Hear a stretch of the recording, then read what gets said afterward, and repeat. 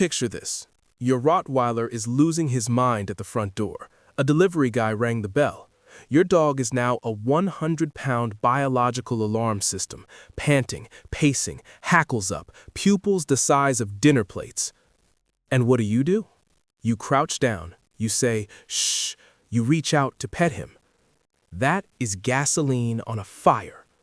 Here's what you don't realize.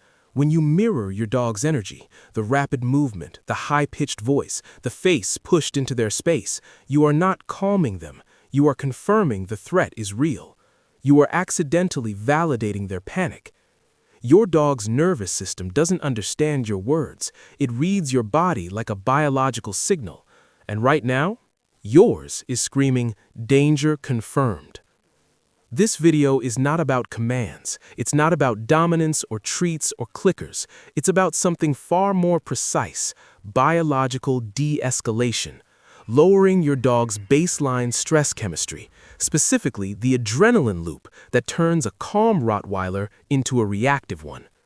5 signals, backed by neuroscience, and by the end, you'll understand why everything you've been told to do during a meltdown is probably making it worse.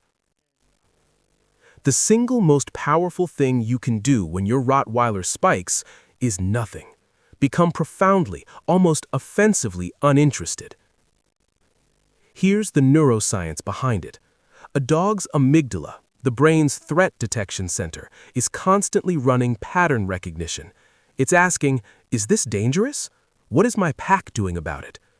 When you react, move fast, or vocalize with high pitch, you answer that question with yes, we're in danger. When you stand still, breathe slowly, and look away, you answer it with, there is nothing here worth noticing.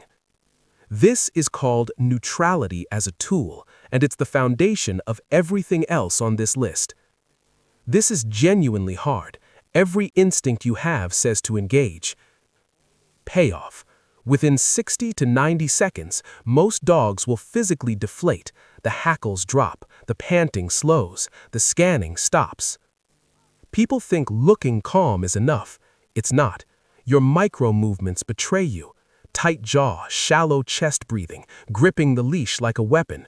Your dog reads all of it. The nervous system doesn't lie. You have to actually down-regulate internally, not just perform it. Once your dog is slightly below peak reactivity, not calm, just less volcanic, you redirect the amygdala's target, not with a command, with your gaze. Pick a fixed, neutral object nearby, a tree, a parked car, a crack in the pavement. Look at it. Hold your gaze there calmly, like it's mildly interesting. Don't point, don't speak, just look. This taps into one of the most ancient, hardwired behaviors in pack animals, joint attention. Your dog is biologically primed to follow the focal point of the pack leader's eyes. If you stare at the threat, they stare at the threat. If you stare at a boring tree, their brain begins the process of reclassifying the environment as non-threatening.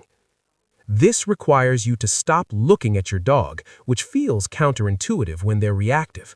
You're physically redirecting the neural pathway, moving activity away from the amygdala and toward calmer associative processing. The mistake? Eye contact during a meltdown. Direct, sustained eye contact is a primate threat display. You think it communicates, I'm in charge, calm down. Your Rottweiler reads it as, my human is also issuing a challenge. You've just added a second threat to the situation. A dog's nose processes information before their visual cortex does. It's their primary sensory organ, not an accessory. And it connects directly to the olfactory bulb, which has a hardwired pathway to the limbic system, the same region governing fear, calm, and emotional regulation. When a dog is given something complex to smell, not food, not a trigger smell, but something layered and neutral, like worn fabric, dried grass, or even your own skin, they engage in slow, deep sniffing. Watch what happens physically. The inhale lengthens, the body lowers slightly, the jaw loosens. That's adrenaline clearance in real time. The act of deep nasal breathing activates the parasympathetic nervous system, the biological brake pedal on the stress response. You need to have something neutral on your person, no synthetic sprays. Dogs detect those immediately and often distrust them. You're essentially giving the brain a different job, one that requires calm, focused processing instead of threat scanning. This one's subtle, and almost nobody talks about it. In moments of high arousal, where your dog physically places themselves in the environment matters enormously. Ground level is exposed. Ground level is where confrontation happens. Elevation, even 2 or 3 steps up on a staircase, a raised platform, or a bench, triggers a neurological shift.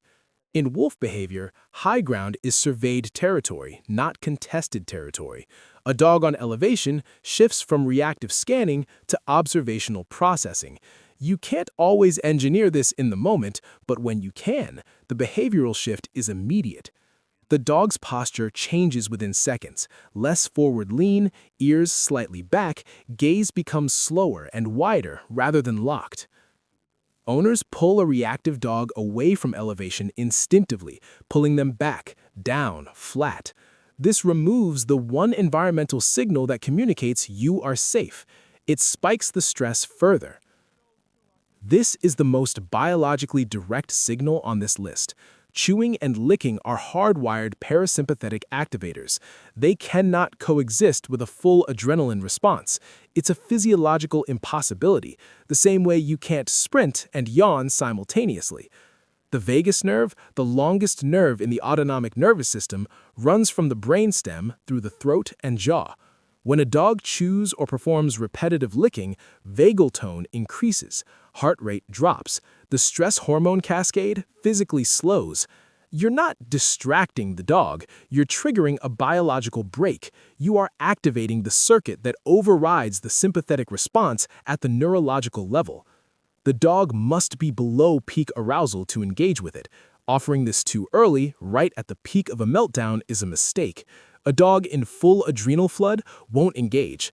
Wait for signal 1 and 2 to bring the baseline down first. Sequence matters. Here's what all 5 of these signals have in common. None of them are about controlling your dog. They're about communicating safety through biology, through stillness, gaze, scent, space, and the mechanics of the nervous system itself. A calm Rottweiler isn't a trained dog. It's a dog that trusts its owner's nervous system more than its own instincts. That's the real work. Not the commands, not the corrections. You. If this shifted how you think about reactivity, drop a comment with what signal surprised you most. I read every single one. And if you've got a reactive dog at home right now, share this with whoever walks them. Because the leash is the least important tool in that moment.